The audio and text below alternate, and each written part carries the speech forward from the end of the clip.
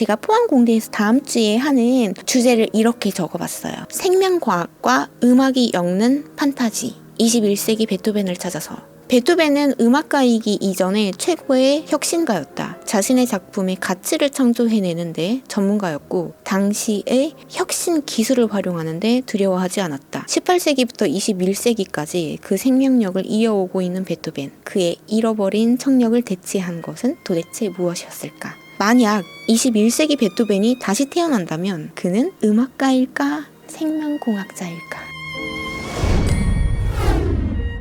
지혜의 지혜 콘서톡. 저는 개인적으로 예술과는 거리가 있다고 생각되는, 특히 나라에서 지원을 하고 있는 과학기술원이라는 그 기관에 가서 저의 관점을 나누는 것을 매우 중요하고 열심히 그렇게 해야 한다는 사명감을 갖고 있습니다. 저는 예술가인데 저희 이전 세대 부모님들 세대는요, 송곳 지식이라고 해서 한 분야에 깊이 파고들어서 그 분야에 탑이 되면 됐어요. 왜냐하면 한 분야에 씨를 심고 있는 그 시기였기 때문이라고 생각을 하거든요. 근데 저희 세대는 그런 한 분야가 어우러져 있잖아요. 그러니까 이미 나와 있는 기술들을 어떻게 활용할 것인지가 굉장히 중요한 세대라고 늘 합니다. 그래서 혁신 인재는 융합형 인재 막 이렇게 하잖아요. 근데 요새는 소위 교수님들이 나가서 학생을 모집해 와야 되는 그런 시대가 이제 도래되고 있습니다. 이제 저출산 시대로 더 심해지겠죠. 그런 시대에 클래식이라는 학과가 실용음악학과로 통합되거나 없어지거나 하고 있는데 이대로 있다가는 역사 속으로 들어가는 건 아닌가, 그런 생각을 하게 되는 부분도 있어요. 그런데 그에 반해서 제가 개인적으로 볼 때는 음악이기에, 특히 클래식은요, 90% 이상 저작권이 소멸된 곡이에요. 우리 전공 분야에 투철한 직업의식을 갖고 있는 사람이 없습니다. 이렇게 시간을 아끼면서 처절하게 연습하고 노력하는 사람이 없습니다. 그럼 이 전문 분야를 가지고 널려있는 이 기술들을 예술하는 사람들이 활용을 한다면 소위 말해서 마진율이 일반 기업인이 K-팝 음악 이런 걸 활용했을 때보다 훨씬 커질 수 있습니다.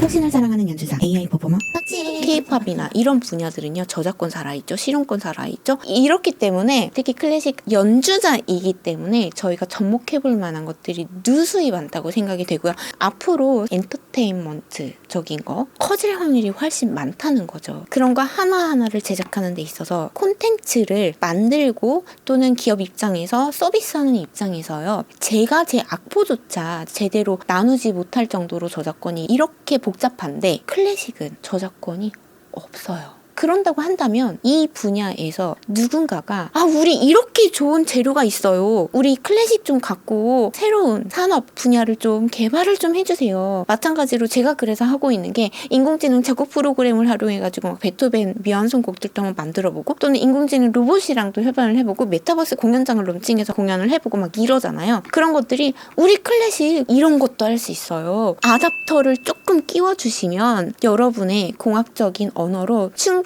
가치를 창조할 수 있는 아주 좋은 원천 소스예요. 이거를 어필을 해야 된다고 저는 생각을 하거든요. 그래서 제가 포항공대에서 다음 주에 하는 주제를 이렇게 적어봤어요. 제목을 생명과학과 음악이 엮는 판타지. 21세기 베토벤을 찾아서. 혁신을 사랑하는 연주자 AI 퍼포머.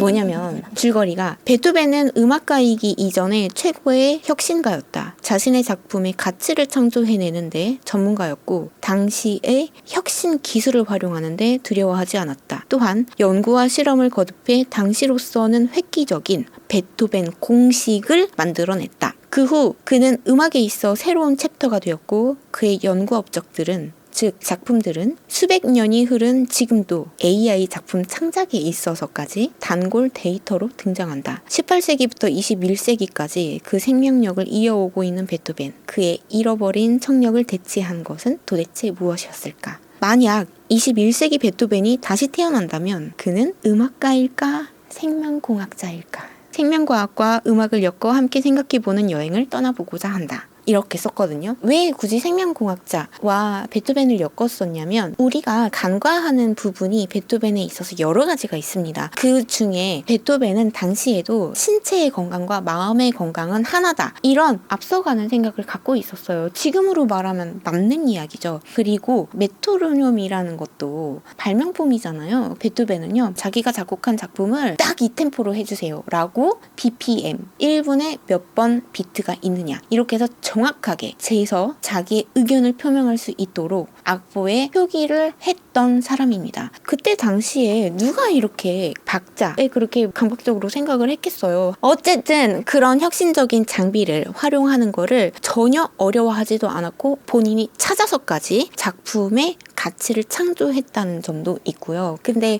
PR의 대가였거든요. 그 PR의 대가였던 베토벤이 자기 안에 있는 음악을 전부 다 꺼내놓기 전까지는 본인은 죽을 수 없다고 이야기를 했으나 그 안에는 얼마나 듣고 싶은 게 있었겠어요. 듣고 싶었던 그 마음 그리고 그 두뇌 어쩌면 21세기의 베토벤이 있다면 음악을 하면서 생명공학적으로 일단은 본인 귀부터 치유하지 않았을까 하는 생각도 재밌게 풀어보려고 생각을 해보고 있습니다. 앞으로 베토벤이라는 인물은 저에게 많은 영감을 주기도 하고 도전을 주기도 하고 때로는 위로를 주기도 하지만 조금 더 연구를 해서 이 베토벤이라는 주제를 가지고 어떻게 하면 저 멀리 있는 기술까지도 조금 더 가까이 가져올 수 있을 것인가 해보는 건 저의 숙제인 것 같습니다. 그리고 베토벤은 고전 음악에서 낭만파 음악으로 열어 제낀 장본인이기도 하거든요. 그러니 저는 베토벤만큼 혁신가가 또 있을까 싶어서 수많은 분야에 있어서 영감을 줄 수도 있고 또 그의 음악과 더불어서 동기부여도 줄 수 있는 인물이라고 생각해서 앞으로도 계속 저는 연구를 해볼 예정입니다. 여러분 응원해주세요.